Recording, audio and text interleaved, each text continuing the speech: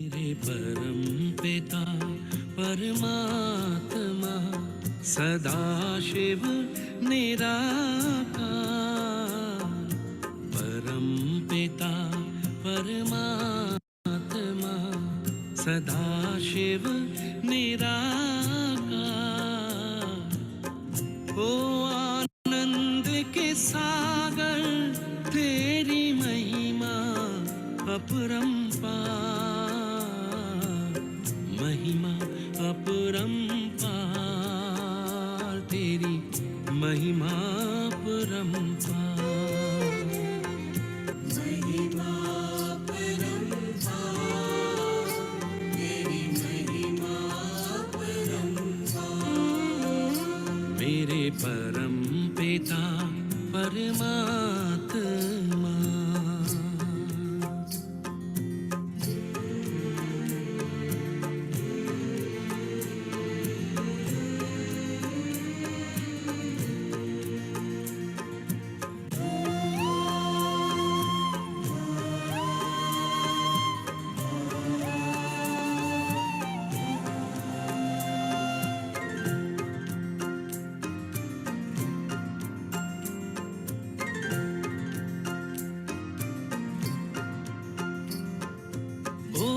ओंकारेश्वर सर्वेश्वर मुक्तिदाता मुक्तेश्वर। ओंकारेश्वर सर्वेश्वर मुक्तिदाता मुक्तेश्वर। जीवन नैया सबकी करते,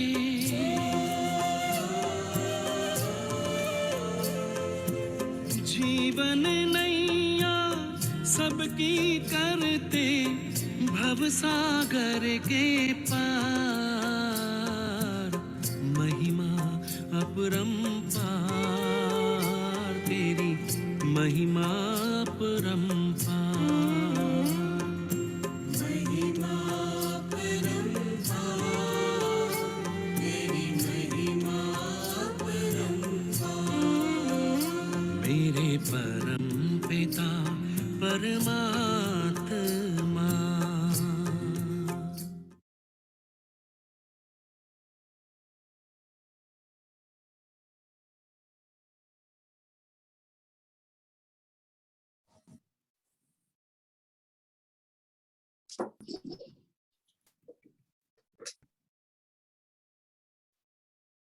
ओम शांति।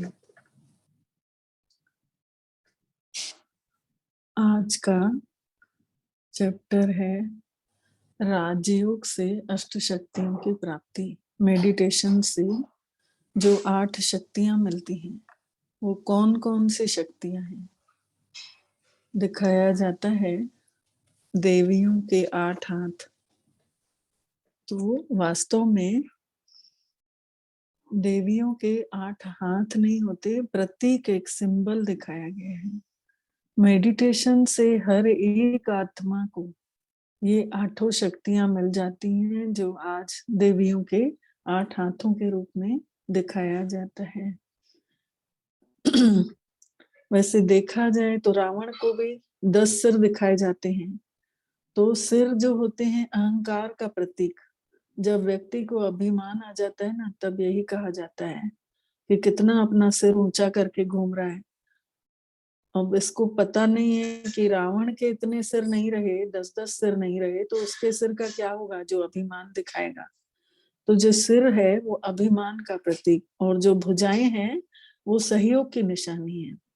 जब किसी को योग का दान देने की बात आती है, किसी को सहयोग करने की बात आती है, तो उसको यही कहा जाता है ना कि जरा अपना हाथ तो बटा लो, इतना सहयोग तो दे दो।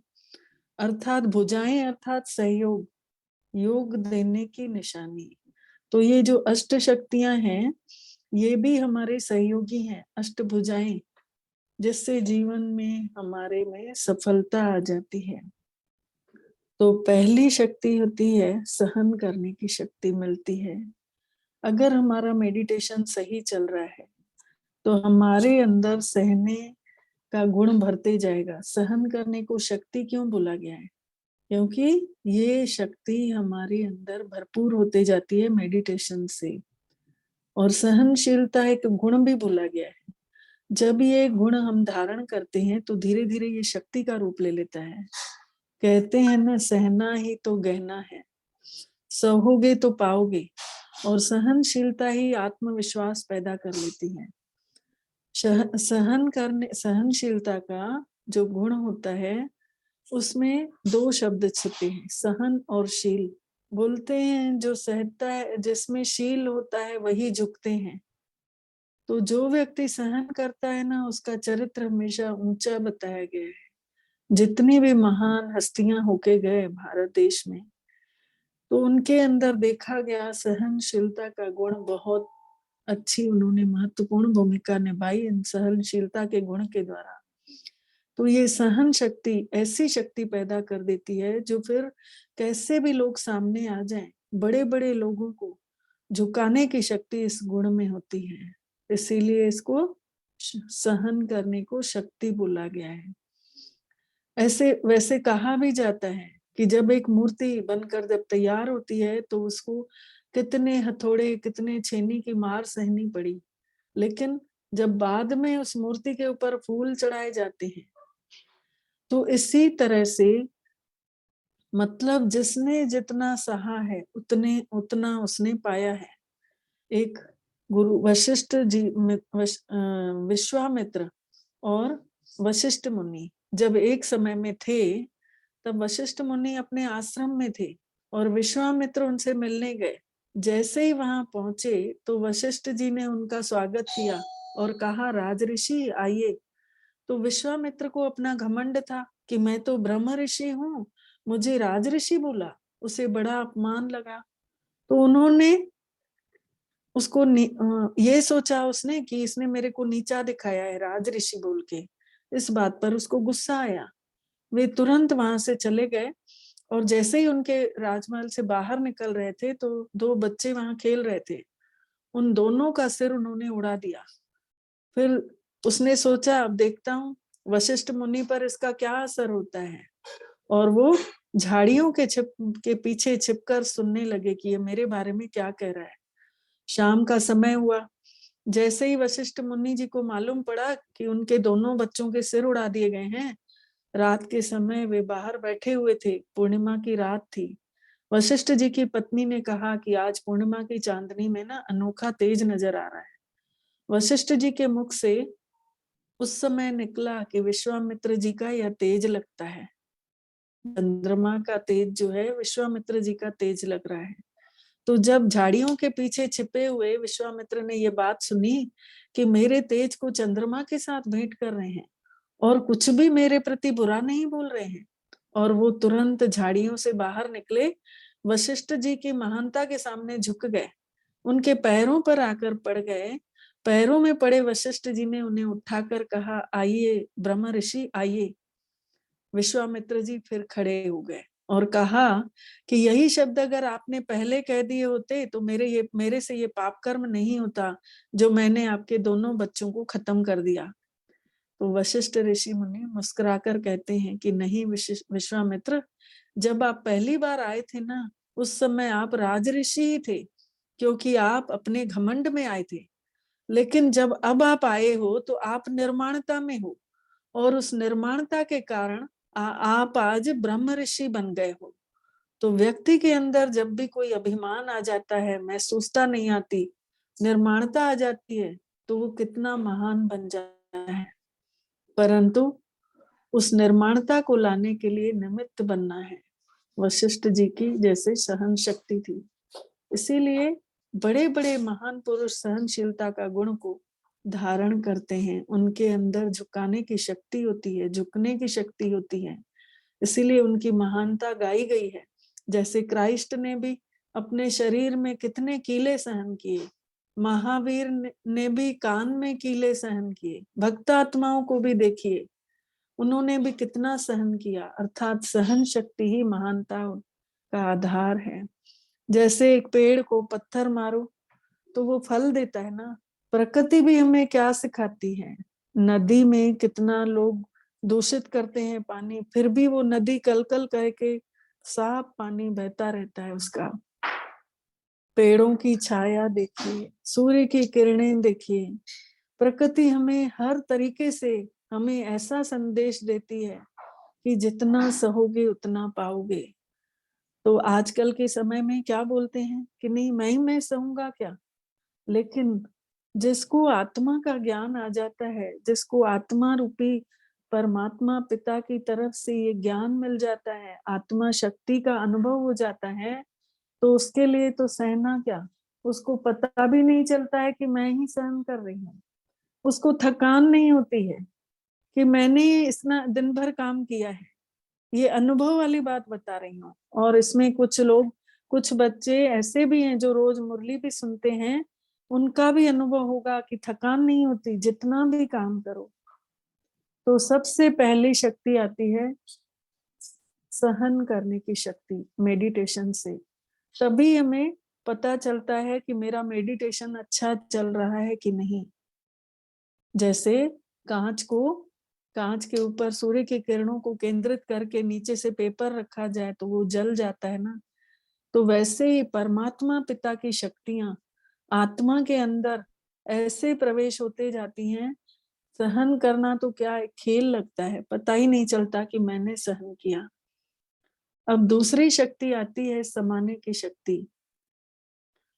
जैसे कि कई घरों में होता है, किसी ने एक बात कही, दूसरे ने कुछ बोला नहीं, या ऐसा सास बहू में भी अक्सर होता है कि बहू अपनी बात को समा नहीं सकी और पड़ोसियों को बता दी कि आज हमारे घर में ये हुआ, ऐसा हुआ। तो मैंने हर बात को सहन कर लिया, कितना सहन करती हूँ। अब पड़ोसी क्या करेगा, बिना सलाह दिए तो रहेगा नहीं। वो जैसे ही बहू बाहर हुई फिर वो पहुंचे, तो ऐसे वो आकर के अपनी सलाह दी, क्योंकि उस बहू के अंदर समाने की शक्ति नहीं थी। उसके कारण वो बात बढ़ गई, उसने बगल वाली को बताई, उसके यहाँ से फिर वो आए, वो आकर के बोलेंगे कि आपको ऐसा नहीं करना करना चाहिए था। उस समय उनकी सास के मन में क्या आएगा कि हमारे घर में जो बात हुई इसको कैसे पता चला। तो समाने की शक्ति नहीं है, इस वजह से वो बात बढ़ते गई, वो घी का काम कर गई, आग भड़क उठी, घरों में प्यार बनने के बजाय और घर टूट गया। तो सहन करना तो एक महानता है, लेकिन सहन शक्ति के साथ साथ समाने की शक्ति भी जरूरी है। जैसे सागर विशाल होता है, नदियां उसमें किचड़े वाला पानी डालते जाती हैं, समाता है, मना नहीं करता कि मेरे में ये पानी मत डालो। परंतु सागर भी खुद नहीं रखता, किचड़े को किनारे में फेंक देता है। लहरें आती हैं तो ऐसे ही कितनी बातें सामने आएंगी, सब देते जाना है परमात्मा पिता को। जैसे हाथी के ऊपर महावत बैठा होता है, तो जब हाथी को कोई भी कुछ खिलाता है तो डायरेक्ट हाथी नहीं खाता, पहले महावत को ऊपर सौंपता है, देते जाएगा। फिर उसके हिस्से का अगर केला होगा तो वो खाएगा, सिक्का होगा तो महावत अपने पास रख लेता है। तो ऐसे ही हमको भी, तेरा तुझको अर्पण क्या लागे मेरा, मेरा कुछ भी नहीं है। कोई कुछ डांट रहा है, कोई कुछ बोल रहा है, आप जानो, आपका काम है। तो समाना आते जाएगा, सागर में समा दिए। परमात्मा है विशाल हृदय वाले, उनको कुछ भी देते जाओ समाते जाएंगे। ये बात अब कोई कुछ भी बोलता जाएगा, हम जब दिमाग में रखेंगे ही नहीं, सब चीज बोल देंगे, उनको सुना देंगे, तो ऐसे लगेगा ना जैसे कि हमने सुना ही नहीं है। हम इंसान को नहीं बता रहे हैं, भगवान को बता रहे हैं। और अगर इंसान अंदर में कचरा रखता है, किसी की कही हुई बात को रखता है, तो अंदर ही अंदर वो घुलता रहता है, घुटन महसूस करेगा। और घुटन जो है जीना हराम कर देती है, सोना, नींद नहीं आती है, संबंध खराब होते हैं, नेगेटिव वाइब्रेशंस फैलते हैं। तो अपने ही घर में फिर कंफर्टेबल महसूस ही नहीं कर पाते। तो वो, क्योंकि वो वाइब्रेशन हमारे पास ही आ जाते हैं, जिन्होंने किसी ने कुछ कहा, वो नेगेटिविटी हमने ले ली, हमने समा ली। पर हमको समाना क्या है, भगवान की बताई हुई बातों को समाना है, अच्छी चीजों को लेना है। अब कोई हमें गिफ्ट देगा अच्छी चीज तो लेंगे ना, कोई डस्टबिन देगा कचरा भरा हुआ तो हम थोड़ी लेंगे। तो आजकल की ये जो बातें हैं, इनको हमको कुछ भी नहीं लेना है।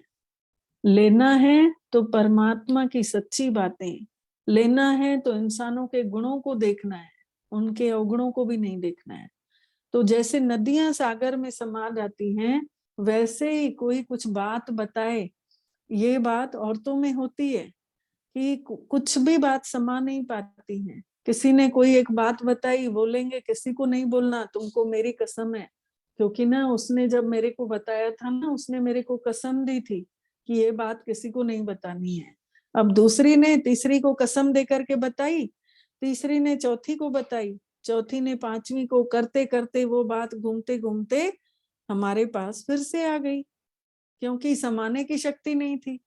अब भगवान ने इस समाने की शक्ति नहीं है औरतों को, इसीलिए भगवान ने इसका भी बहुत अच्छे से इस्तेमाल किया है गुण के रूप में। सबसे पहले माताओं और कन्याओं को ही ज्ञान क्यों दिया? क्योंकि ये बहनें और माताएं अपने पास इस ज्ञान को रख नहीं पाएंगी, समाने की शक्ति है नहीं, तो ये तो बांटेंगे जरूर। तो बांटते बांटते ये ज्ञान और तेजी से फैलेगा। तो भगवान का किया हुआ हर कार्य, अवगुण भी गुण के रूप में भगवान ने इसको बदलवा दिया। तो ये समाने की शक्ति, इसीलिए गणेश जी का पेट बड़ा दिखाते हैं, क्योंकि उनके अंदर समाने की शक्ति है। बड़े बड़े कान, मतलब कचरा कचरा सुपड़ा, सुपड़े के जैसे कान है। कि सुपड़ा क्या करता है? सुपा वो कचरे को फेंकता है बाहर और अच्छी चीजें अंदर। तो वैसे ही कान भी इसीलिए दो दो हैं कि जो बुरी चीजें हैं उसको निकालते जाओ, अच्छी चीजों को अंदर डालते जाओ। तो ये समाने की शक्ति उनको परमात्मा पिता से मिलती है। जब हमारा मेडिटेशन सही चलता है तब समझ जाना चाहिए कि ये हमारा मेडिटेशन सही है, तभी हमको समाना आ गया है।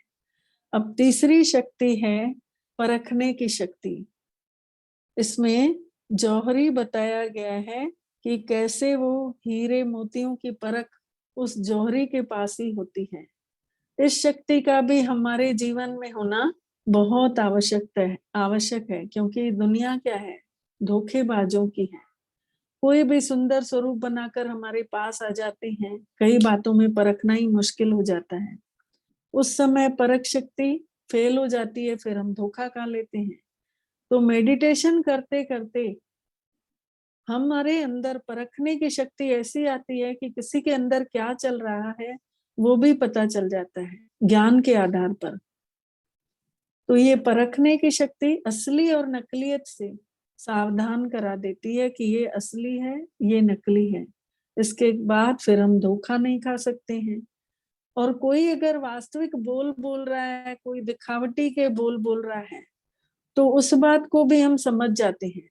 जैसे तराजू के अंदर कोई चीज रखते हैं, अगर निर्णय सही नहीं अगर निर्णय सही नहीं होता है, मतलब बुद्धि में कमजोरी है, बुद्धि में और किचरा बातें बैठी हुई हैं, बुद्धि और चीजों की तरफ जा रही है, परखने की शक्ति नहीं आ पाई है। जब मेडिटेशन हमारा सही चलता रहता है तो हमको सामने कोई कितना भी बनावटी होकर के बोलेगा, हमको पता चल जाएगा इसके अंदर में चोर है, इसके अंदर में मैल है, ये ऊपरी दिखावटी हमसे बात कर रहा है। तो ये भी मेडिटेशन से पावर आती है। जितना जितना हम मेडिटेशन में आगे बढ़ते जाएंगे, जितना जितना हमारे अंदर परमात्मा पिता की शक्तियों का बढ़ जाएगा, उतना उतना हमारी परखने की शक्ति तेज होती जाती है। तीसरा नेत्र जिसको बोलते हैं, बुद्धि की परख, बुद्धि साफ होती चली जाती है। अब चौथी शक्ति है, मेडिटेशन करने से निर्णय करने की शक्ति आ जाती है। सही गलत की पहचान हमारे पास नहीं होती है। जब मेडिटेशन करते रहते हैं तो हमें निर्णय करना आसान हो जाता है। जब देखिए कहीं भी मकान का कहीं उद्घाटन है, कहीं कुछ गृह प्रवेश है, कहीं किसी के यहाँ कोई नया शॉप खोलते हैं, कहीं कुछ उद्घाटन भी नए नए होते रहते हैं संसार में, तो लोग पंडितों के पास जाते हैं कि हमको अच्छा शुभ मुहूर्त बताइए, तो हम उस दिन उसका उद्घाटन करवाएंगे। अब पंडितों का क्या हो गया है आजकल की मोबाइल से एक जगह एक समय बताते हैं, दूसरे जगह दूसरा समय बताते हैं, ताकि हमारा जो है कारोबार कहीं भी छूटने ना पाए, क्योंकि लालच बढ़ गया है। सब जगह से उनको कुछ ना कुछ तो दक्षिणा मिलती ही है। तो निर्णय करने की शक्ति में तराजू दिखाया गया है। तराजू में क्या होता है कि एक तरफ सामान रखाता है, दूसरे तरफ बाट रखे जाते हैं, तो दोनों जब बराबर रहते हैं तब हम कह सकते हैं कि हाँ, ये चीज ठीक रखी गई है, इसका निर्णय सही है क्योंकि बराबर है। तो जब हमारा मन भी एकाग्र होता है परमात्मा पिता में, तो हमें निर्णय करना आसान हो जाता है। जब हम अमृत वेले उठते हैं, परमात्मा पिता को याद करते हैं, तो हमारे अंदर परमात्मा पिता से जो शक्तियां आते जाती हैं, उससे हम ये डिसीजन कर पाते हैं। जैसे ही अमृत वेला खत्म हुआ, हमारे मन जो है निर्णय शक्ति बुद्धि कर देती है कि इस समय अगर हम ये काम करेंगे तो हमारा ये काम सफल होगा। तो ऐसे करते करते अमृत वेला करते करते अंदर ऐसी पावर आ जाती है, जिससे हमको पंडितों के ऊपर से उससे ज्यादा अच्छे से तो हम स्वयं ही कर लेते हैं, ऐसा अनुभव होता है। तो जैसे अभी कुछ दिनों पहले ही हमारे यहाँ कुछ ऐसा प्रोग्राम था किसी रिलेटिव्स के यहाँ, तो हम वहां गए थे। फिर अपने यहाँ भी हुआ, तो हम लोग ना यही बोलते थे कि आप अमृत वेला वहीं कर लो, आपका समझो पंडित जी आकर के पूरा सब काम करके गया। सच्चा सच्चा परम पिता परमात्मा अमृत वेले के समय जो वाइब्रेशन वो आपके घर में डाल देते हैं, तो निर्णय करना आसान, और हर चीज में सफलता ही सफलता मिलनी ही है। तो ये भी शक्ति हमें मिलती है मेडिटेशन के द्वारा। जो हम निर्णय नहीं कर पाते थे, दूसरों से सहारा लेते थे, पंडितों को बुलाते थे, आज अपने ऊपर इतना कॉन्फिडेंस आ गया है, इतना विश्वास बढ़ गया है कि जो कर्म हम करेंगे परमात्मा पिता की शक्तियों के साथ करेंगे, हम अकेले नहीं करेंगे। हमारे साथ खुद भगवान, स्वयं भगवान खड़े होते हैं। तो जब भगवान जहाँ रहता है, बोलते हैं वहां हर कार्य सिद्ध होता है। जन्म जन्मांतर के पाप कट जाते हैं जब परमपिता आते हैं। तो भगवान का आह्वान करके वहीं अमृत वेला करके उन शक्तियों को बिखेर देते हैं, जिससे हमारा काम में हर काम में सफलता मिलती है, और हम निर्णय करना हमारे लिए आसान हो जाता है। अब पांचवी शक्ति है सामना करने की शक्ति। सामना करने की शक्ति में अर्थी दिखाई गई है, जिसमें 4 रथी उसको उठाए हुए हैं, क्योंकि उसका रथी जो है निकल गया है, आत्मा निकल गई है, तो वो बॉडी हो गया। अब उस शरीर को 4 लोग भी उठाते हैं तो उठा नहीं पाते हैं। अब जो अर्थी को देखने वाले लोग बाहर जो देख रहे हैं अर्थी को, वो उस अर्थी को हाथ जोड़ते हैं। अब जब वो जीवित था तब तो उसने कुछ किया नहीं, और भय से हाथ जोड़ते हैं ना, डर से। तो क्योंकि अपने अंदर वो कॉन्फिडेंस नहीं है, वो शक्ति नहीं है कि हम उसको भी, बल्कि हम शक्तियां भेज सकें, इसीलिए डर के मारे हाथ जोड़ के खड़े हो जाते हैं। देखा गया है कि सामना करने की शक्ति नहीं है। तो जब हम परमात्मा पिता से मेडिटेशन का तार हमारा सही जुड़ा रहता है, तो हमारे अंदर सामना करने की शक्ति भी आ जाती है, जिसको फिर हम उसी अर्थी को जब वो निकलती है, तो हम सोचते हैं कि ये आत्मा इस रथ से, इस शरीर से इसने अपनी यात्रा पूरी की, अब वो जहां भी जाए उसको बहुत अच्छा शरीर मिले, उसकी हर चीज, मतलब ना, जो यहाँ बीमारी में भुगत रही थी उसको ऐसा कुछ भी दुख सामने ना आए। ये मन से सेवाएं निकलती हैं, मन से शुभ कामनाएं निकलती हैं उस व्यक्ति के प्रति, क्योंकि सामना करने की शक्ति आ गई। और कई बार ऐसा होता है कि कई बच्चे सहन नहीं करते और उल्टा सामना कर लेते हैं। जैसे कई बार बोलते हैं कि मैं सहन करूंगी क्या, मैंने 10 बार से सहा है, और 11वें बार फिर जब हमने कुछ ऐसी बात कर दी, फिर सहन नहीं हुआ। जो मैंने 10 बार सहन किया तो किसी को दिखाई थोड़ी दिया था मैंने सहन किया, और जब मैंने 11वें बार बोल दिया, रिएक्ट कर दिया, गुस्सा कर दिया या जोर से बोल दिया, तो 10 लोगों ने देखा। भले मैंने 10 बार सहन किया, उस पर पानी फिर गया ना, क्योंकि 11वीं बार छोटी सी बात चिंगारी की तरह भड़क उठी और गुस्से में आकर हमने बोल दिया। तो उसके लिए लोग क्या बोलेंगे, मन में तो यही आएगा ना कि इतनी छोटी सी बात सहन नहीं की, ये क्या जीवन में आगे बढ़ेंगे, इसने क्या सहन किया होगा 10 बार। फिर हम अपने आप को सिद्ध करने की कोशिश करते हैं। 10 बार सहन किया ना, तब भी कोई फिर मानने के लिए तैयार नहीं, क्योंकि 11वीं बार का रिएक्शन देख लिया। तो इसीलिए कब हमें सहन करना है, कब सामना करना है, यह नॉलेज भी होना बहुत जरूरी है।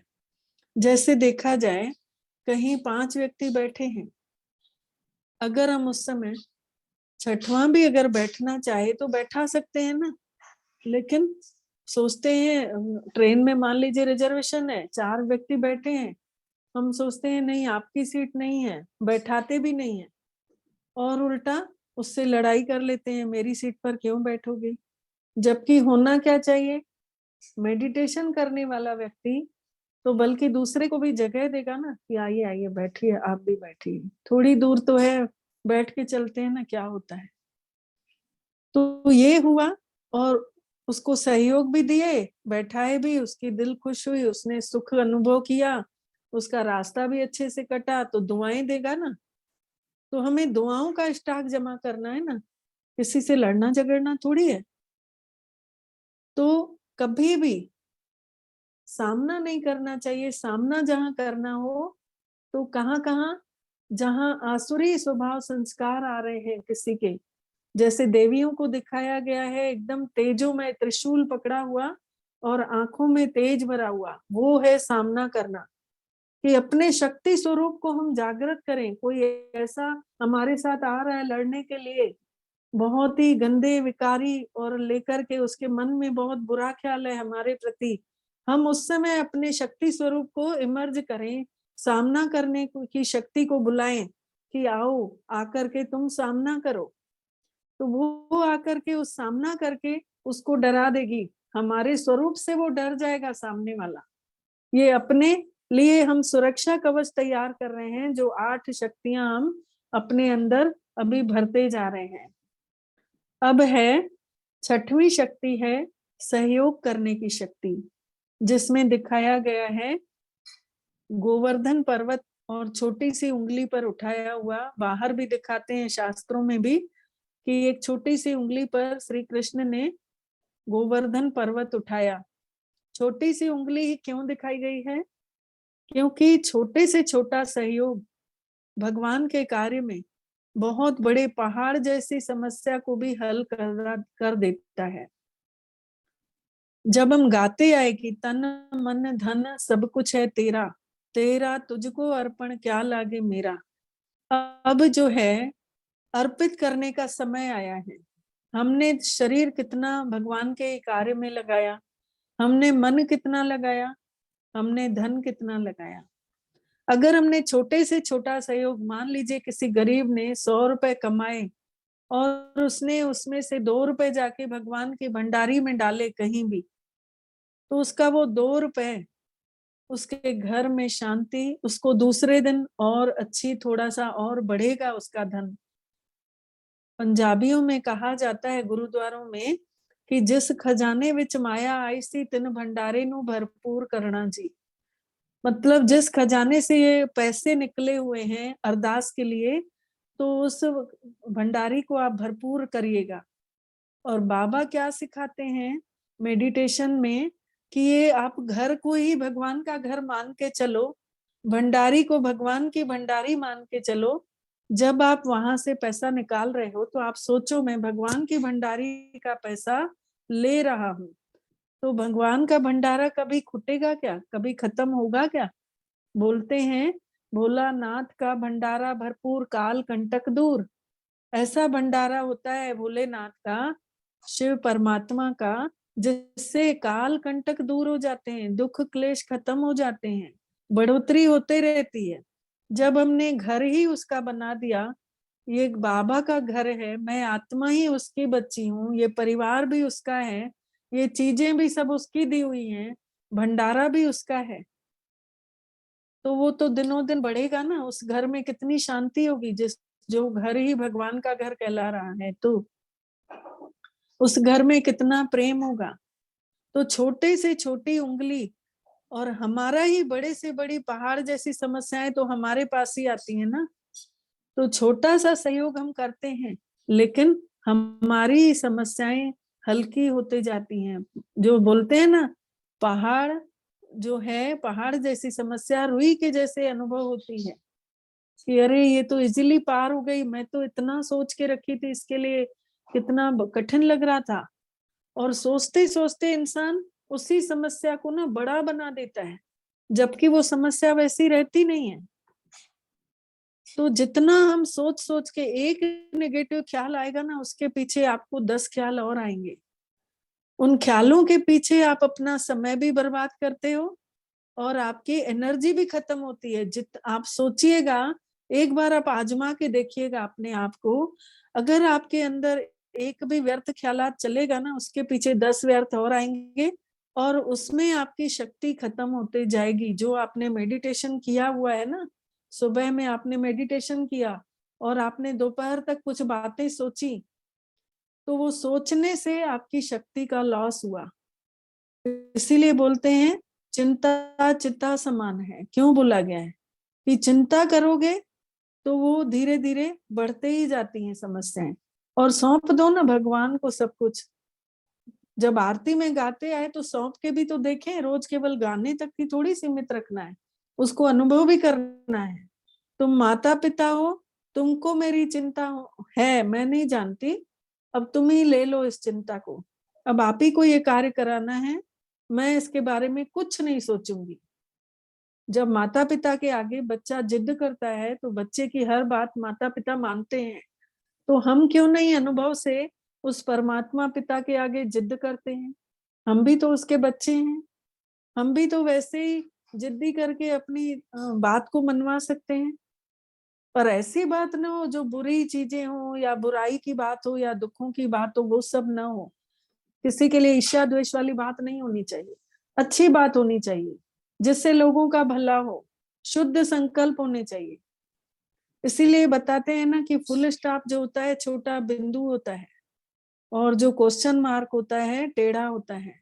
जब हम मन ही मन में सोचते जाते हैं ना, ऐसा क्यों हुआ, इसको ऐसा नहीं करना चाहिए, मेरे साथ ही ऐसा होता है, मैंने तो सबके साथ अच्छा चली हूँ, ऐसे सोचते सोचते इंसान उस बात को बड़ा बनाते जाता है, व्यर्थ की और लाइन लग जाती है। क्वेश्चन जो है क्यों लगा देता है, लंबी लाइन हो जाएगी प्रश्नों की। तो जिनके अंदर प्रश्न आते रहेंगे ना, वो कभी भी प्रसन्न चित्त रह ही नहीं सकते। अगर खुशी चाहिए, अगर मन से उदासी को निकालना है, अगर निराशा को हटाना है, अगर हमें तनाव से मुक्त होना है, तो हर बात में फुल स्टॉप लगा के सोचना है कि इस बात में भी कोई ना कोई भला होगा। हर बात में कल्याण है। गीता में लिखा हुआ है ना, जो हुआ अच्छा हुआ, जो हो रहा है वो भी अच्छा हो रहा है, और जो होने वाला है वो तो बहुत ही अच्छा होगा। तो जितना हम तन मन धन से परमात्मा पिता के कार्य में सहयोग देते हैं, हम तो जब से ज्ञान में आए तब से बच्चों का जन्मदिन होता है तो गुरुवार के दिन जन्मदिन का भोग नहीं, हमें दीदी लोग भोग लगाएंगे, जो भोग आएगी वो सबको बांटना है। एनिवर्सरी आएगी, उसमें दीदी लोग के पास जाते हैं सेंटर पर, दीदी गुरुवार के दिन भोग पूछते हैं तो की एनिवर्सरी है इसीलिए, और नहीं पूछते हैं तो कोई बनाने की भी जरूरत नहीं है, चुपचाप देके आ गए। गुप्त दान महाकल्याण बोलते भी हैं कि जब इस हाथ से दो तो इस हाथ को भी पता ना चले, तो जितना गुप्त दान होगा उतना हमारा ही भला होगा। जितनी चीज सूक्ष्म होती है, सूक्ष्म दिखाई नहीं देती है, उतनी वो ताकतवर होती है। जितना मन बुद्धि संस्कार, मन जो है दिखाई नहीं देता, लेकिन देखिए कितना पावरफुल है, कहाँ कहाँ घूम के आ जाता है मन। तो ये शक्ति जो है, इस शक्ति में परमात्मा शक्ति को ऐड करना है, परमात्मा शक्ति जोड़ना है। तब इसमें परम शक्ति जुड़ जाती है, तब फिर हमारे कार्य सब सरल हो जाते हैं। एक बार इंद्र राजा ने देवताओं और असुरों को दावत के लिए निमंत्रण दिया।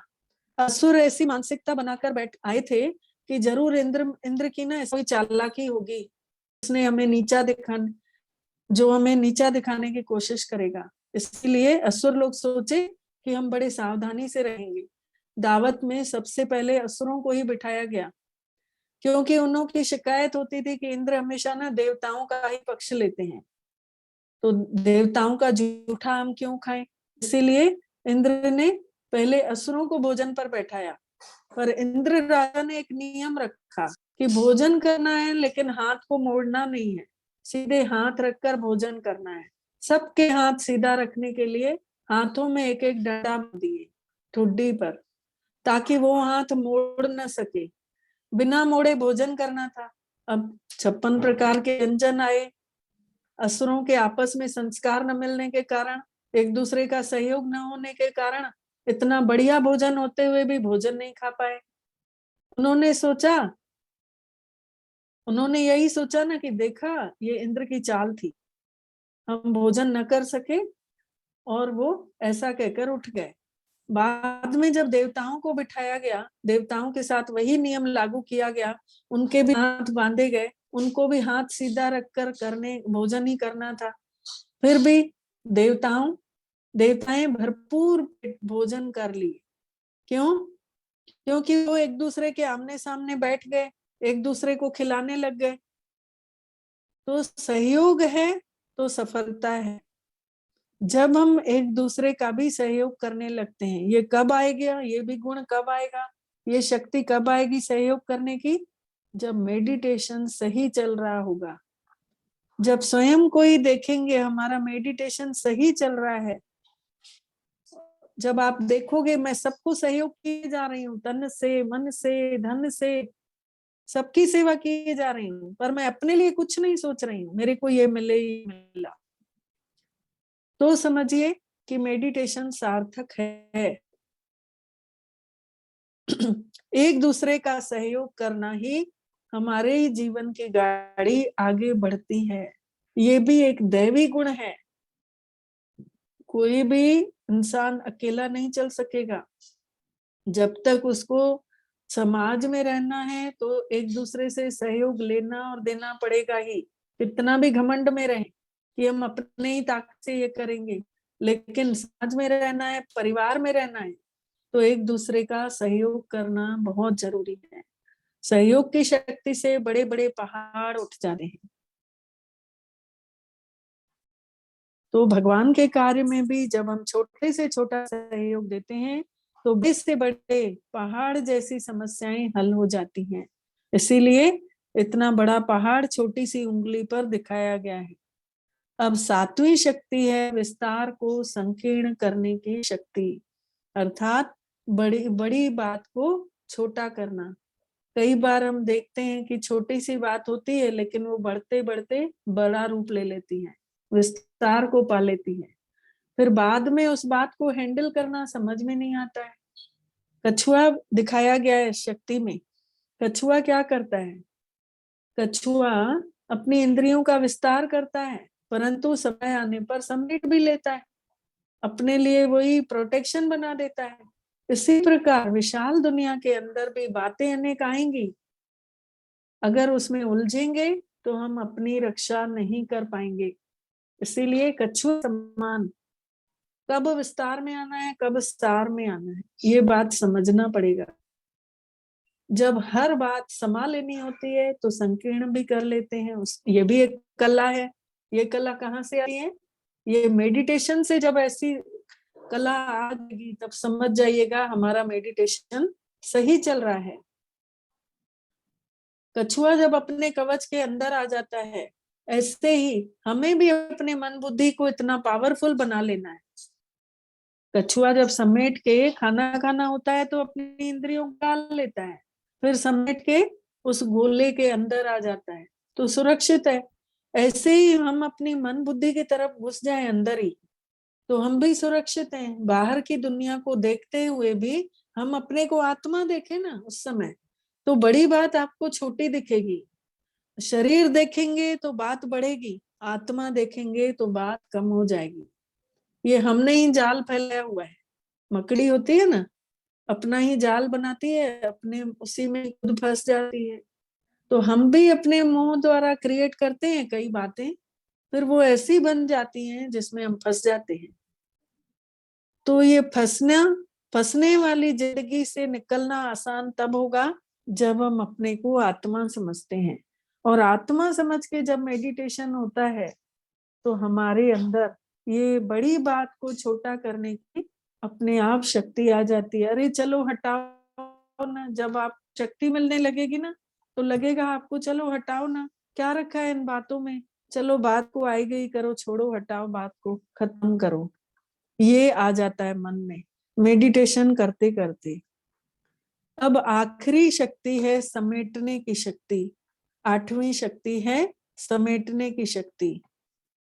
देखा जाता है कि जैसे हम कहीं बाहर जाने वाले होते हैं तो बैग बिस्तर सब समेट लेते हैं, सारा सारा सामान तो नहीं उठा कर जाते हैं, जो जो जरूरी सामान है उसी को लेकर के जाते हैं बाहर। बेडिंग ले जाते हैं, पहले तो बेडिंग वगैरह चलती थी, आजकल तो कुछ नहीं है, पर फिर से अब चल रहा है कि कोरोना आया है तो फिर से हर कोई अपना बिस्तर रख रहे हैं साथ में। तो रास्ते में जो काम आने वाली चीजें बस वही रखते हैं। और फिर जब यात्रा करते रहते हैं तो अटैची पर भी ध्यान रहता है कि बंद है, इधर उधर ना हो जाए, साथ में लेकर बैठते हैं टेंशन से। तो जीवन भी एक यात्रा है। इस जीवन रूपी यात्रा में सबसे बड़ी मूल्यवान चीज है कर्म, पुण्य कर्म, दुआओं वाले कर्म, अनेक आत्माओं की दुआएं, गुण, शक्तियां, अच्छे विचार, ये सब आत्मा के लिए कीमती चीजें हैं। इसकी अटैची तैयार करनी है, इसी का हमें अटैची बनाना है। और अपनी पुण्य कर्मों और पाप कर्मों का भी चेकिंग करते रहना है। हम किसी के लिए छोड़ नहीं सकते। अच्छा कर्म करेंगे तो हमारे लिए ही अच्छा होने वाला है, बुरे कर्म करेंगे तो हमारे लिए ही होगा। तो इस बात पर हमको ध्यान रख करके जीवन में आगे बढ़ते जाना है। आज की दुनिया में देखा गया है चोरी होती है, किसी की अटैची चुरा ली गई, फिर बाद में अटैची खाली मिलती है। तो इस संसार में भी हर किसी में गुण अवगुण तो भरे हैं, लेकिन हमें सब से गुणों को चोरी करना है। कृष्ण जी को दिखाया गया है माखन चोर। माखन चोर अब खुद देवता माखन कैसे चुराएगा, ये बात यहाँ लागू होती है। माखन चोर अर्थात दूसरों के गुणों को देख करके वैसे गुणवान बन जाना। और मटकी फोड़ी और मक्खन निकाला, बुद्धि मटकी, फलाना ये बहुत अच्छी आदत है इसकी, और इसकी ये आदत कितनी अच्छी है, बार बार उस आदत के बारे में मैं सोचते रह रही हूँ तो वही आदत मेरे अंदर आ जाएगी। अगर मैं उसकी कमी को कोई सोच रही हूँ तो मेरे अंदर वो कमी भी भर जाएगी। इसीलिए बोलते हैं ना, संग तारे और कुसंग बोरे। अच्छा संग जो है हमें पार लगा देता है, और कुसंग जो है बुरा संग वो हमें डुबा देता है। तो हम अपने अंदर ही चिंतन करते रहें कि हमें अपनी अटैची की सावधानी रखनी है। हमारा जो कार्य व्यवहार है जीवन में, जिससे भी हमारा लेन देन हिसाब किताब है समेटा हुआ हो, ऐसा ना हो कि जब हमारा अंत समय आ जाए उस समय हम बोलें कि मेरे को इसको इतना देना है। इतना हम ज्ञान मिलने के बाद अपना बढ़ा ही नहीं, पुराना ही हम अभी नहीं छुटा पा रहे हैं विकर्म, तो हम अपना नया क्यों हिसाब बनाते जाएं, समेटते जाएं। तो इन समेटते समेटते हमारी बुद्धि एकाग्र होती जाएगी परमात्मा पिता पर। जितना हमारे अंदर ये पावर भरी रहेगी कि नहीं मेरे को हिसाब किताब बनाने नहीं है। मान लीजिए हम अभी किसी को 2 रुपया दान दिए और उसने जाकर के राजश्री गुटखा खाया, और गुटखा खाने के बाद वो पाप कर्म किसके ऊपर चढ़ा? हमारे ऊपर चढ़ा ना। अब तो ज्ञान मिला है, अब हम किसी को दें भी ना तो सोच समझ के दें। मतलब हम हिसाब को बढ़ाए नहीं, हम उसी हिसाबों को अभी काट रहे हैं। 63 जन्मों के द्वापर युग से हमने जो पाप कर्म किए, उसी के कारण आज हमको मेडिटेशन कर करके हम उन पाप कर्मों को उतार रहे हैं। अब हमको समेटना सिखा रहा है परमात्मा पिता कि अब हिसाब किताब ज्यादा नहीं बढ़ाओ। पैसे से तो हिसाब किताब और बढ़ता है। अगर किसी को देना है तो खाने की चीज दो, उसको कपड़ा दो, लेकिन ये हिसाब किताब पैसे का मत बनाओ। पैसे से वो कोई भी बुरा कर्म कर लेगा। खाने की चीज के भी पैकेट को खोल के दो ताकि वो बेच भी ना पाए, खाए ही खाए। तो ये 8 शक्तियां हमें परमात्मा पिता से मेडिटेशन के द्वारा मिलती हैं। तो मेडिटेशन करते करते हमें जब ये शक्तियों का अनुभव हो, तब हमको समझना चाहिए कि हमारा मेडिटेशन सही चल रहा है। अब इसमें किसी को कोई प्रश्न हो तो पूछ सकते हैं, फिर हम मेडिटेशन करवाएंगे।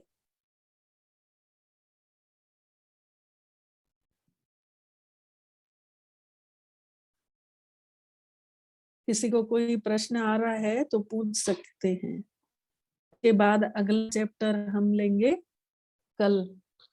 वाणी के बारे में, मुरली के बारे में बताया जाएगा, जिसमें कि परमात्मा पिता ने जो ये भगवान के महावाक्य हम रोज सुनते हैं, तो ये कैसे सुनाते हैं इसका मतलब एक्सप्लेन करके बताएंगे कल।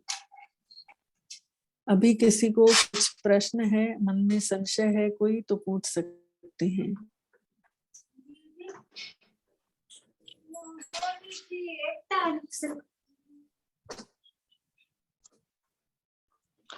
ओम शांति दीदी। ओम शांति। दीदी मैं रीता जीवनानी बोल रही हूँ।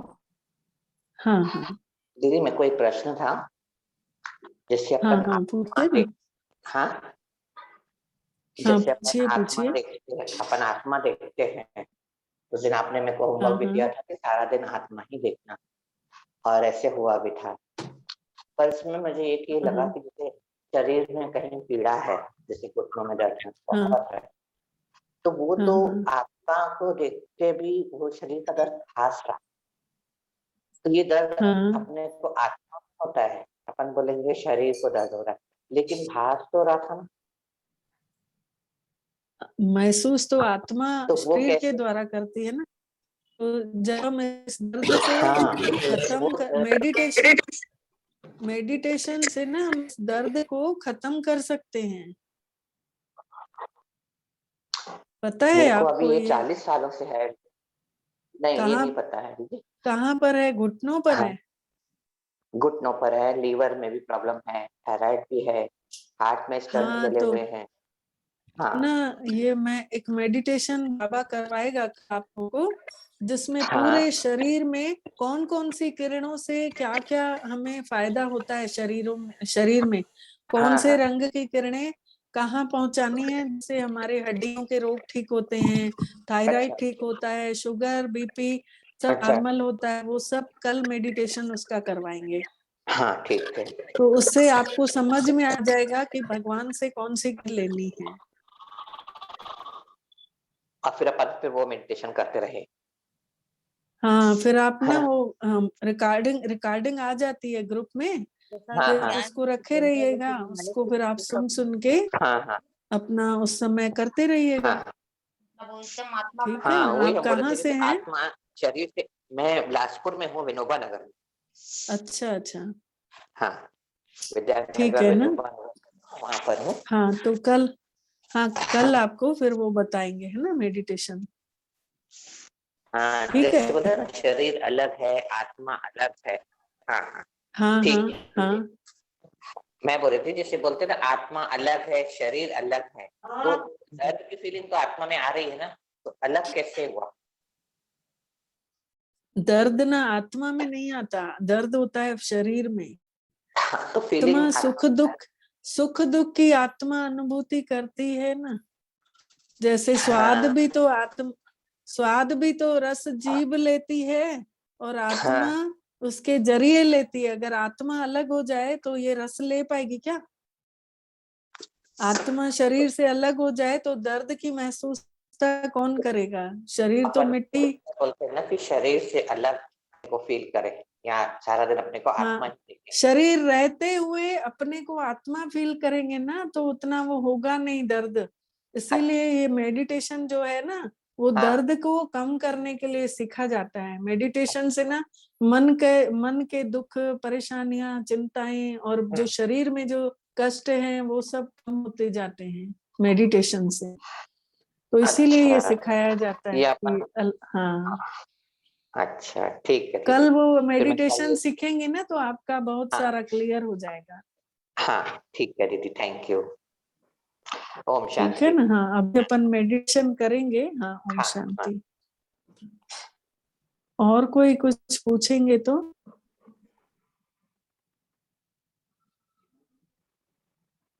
रुक जाओ तो।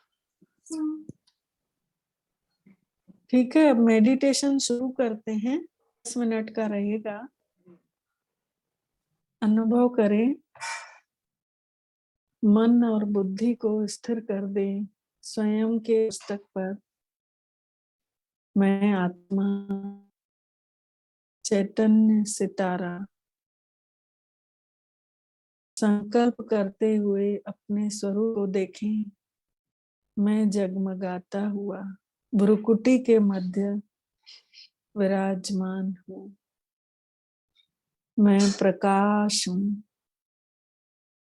मैं आत्मा ज्योति के जैसे, दिए के जैसे भ्रुकुटी के मध्य जगमगा रहा हूँ। अनुभव करें, मुझसे चारों ओर प्रकाश की किरणें फैल रही हैं। मैं आत्मा इस शरीर से अलग न्यारी हूँ। ये शरीर मेरे कपड़े हैं। मैं आत्मा इन कपड़ों को ओढ़े हुए हूँ। ये मेरी कुटिया है, मैं इसकी मालिक हूँ। हम दोनों अलग अलग हैं। मैं आत्मा शांत स्वरूप हूँ।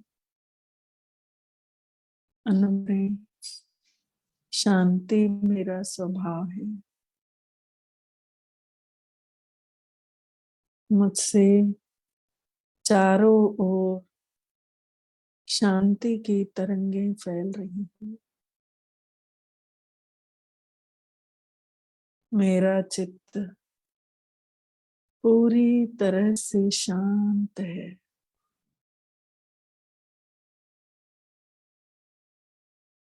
देखें अपने आप को, मेरा शांति का गुण जग रहा है। मेरा शांति का गुण जागृत हो रहा है।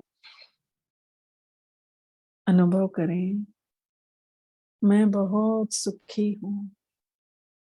सुखों के सागर परम पिता की मैं सुख स्वरूप संतान हूँ।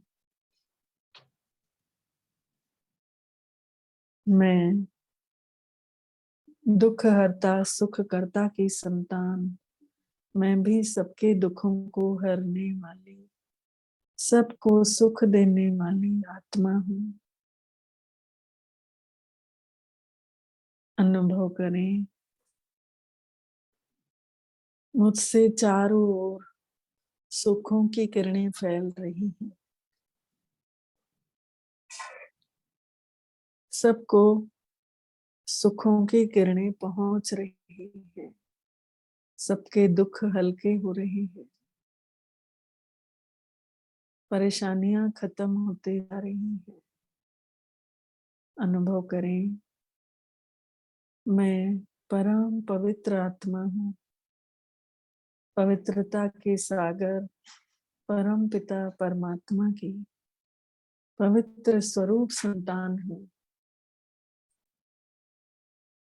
सुनहरी सुनहरी किरणें मुझ आत्मा से निकल निकल कर फैल रही हैं, सबको पवित्रता का अनुभव करा रही है। अपवित्र आत्माओं के अंदर पवित्र विचार आते जा रहे हैं। मुझ आत्मा में पवित्रता की शक्ति परमात्मा पिता से निरंतर भरते जा रही है। अनुभव करें,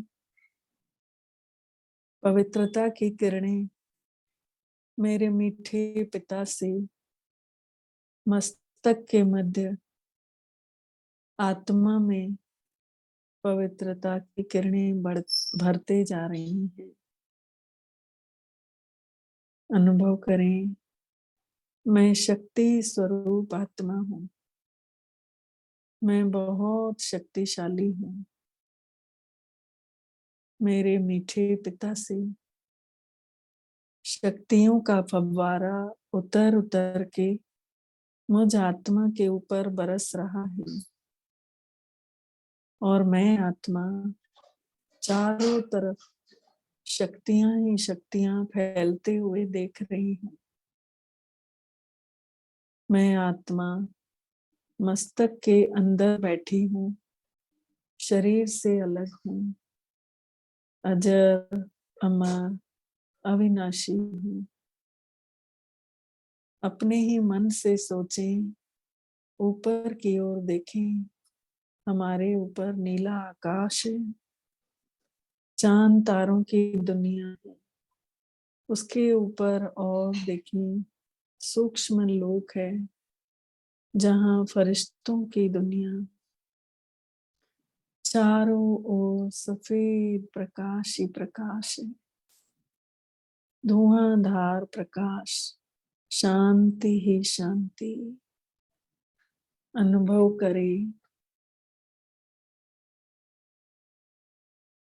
यहाँ से और ऊपर की ओर ब्रह्मलोक की ओर सोचें, सुनहरा लाल प्रकाश चारों तरफ व्यापित है। यही हमारा शांति धाम घर है। इस संसार में आने से पहले मैं आत्मा यही थी, शांत थी। यहाँ चारों ओर असीम शांति ही शांति है। कहाँ गई चप्पल है ना? जैसे कि शांति का सागर लहरा रहा हो, देखें स्वयं को। मैं अपने घर में गहरी शांति हूँ, एकदम साइलेंस। सबसे ऊपर निराकार शिव बाबा महाज्योति, उनका स्वरूप देखें, अनुभव करें। उनसे चारों ओर बहुत तेजस्वी किरणें फैलते जा रही हैं। निराकार परमपिता परमात्मा, यही हम आत्माओं के पिता हैं। बुद्धि को स्थिर कर दें अपने मेरे पिता पर, केवल वही दिखाई दे रहे हैं। मैं आत्मा ज्योति महाज्योति को निहार रही हूँ। प्रेम के सागर, शांति के सागर, ज्ञान के सागर, सर्वशक्तिवान, ये वही हैं जिनसे हम हजारों सालों से मिलना चाहते थे। ये वही हैं जिन्हें हम युगों युगों से ढूंढते थे, वही मीठे बाबा जो सबको सदगति देने वाले हैं। वो मीठे बाबा हमारे माता पिता हैं, हमें बहुत प्यार करते हैं। महसूस करें उनके प्यार को, किरणों के जैसे शीतल शीतल किरणें प्यार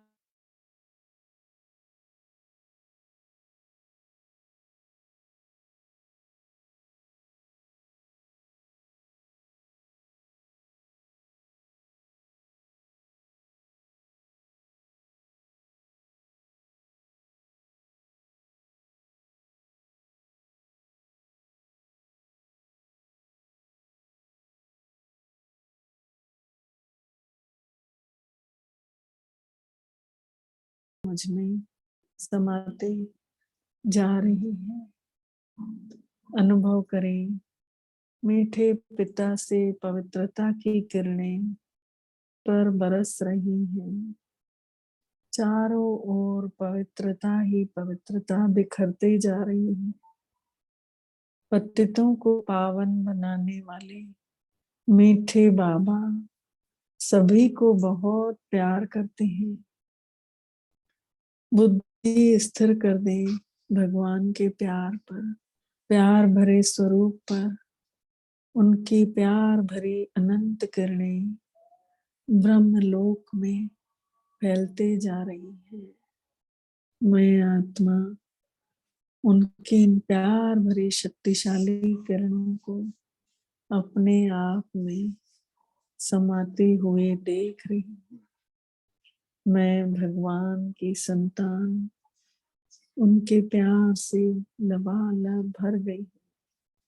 मेरे चित्त में संसार के सभी प्राणियों के लिए प्यार भर गया है। मैं आत्मा सबको प्यार बांटूंगी। परम शांति का अनुभव हो रहा है। मुझे जीवन की यात्रा शांति से पूरी करनी है। स्वयं को शक्तिशाली निर्भय अनुभव कर रही हूँ। महसूस करें हम सभी परम धाम छोड़ नीचे अपने सूक्ष्म वतन में फरिश्ते रूप में उनसे भी नीचे आकर स्थूल शरीर में मिट्टी की देह में आकर समा जाती हूँ। बाबा की शक्तियों को नीचे देख रही हूँ। बरसात के जैसे मेरे सिर के ऊपर बाबा की शक्तियां समाते जा रही है। बाबा आपका प्यार यूं ही बरसता रहे, हम सितारे यूं ही जगमगाते रहे। बस सामने आप हो, साथ में आप हो, आपसे मिलन हम यूं ही मनाते रहे। हुई हमारी खुशहाल जिंदगानी, सफल हुए हैं हर पल। स्नेह सागर में ऐसे समाए, मिट गई है मन की सारी हलचल। शुक्रिया मेरे मीठे बाबा, आपका पदम पदम गुणा शुक्रिया जो आज आपने से अनुभव कराया। ओम शांति, ओम शांति, ओम शांति।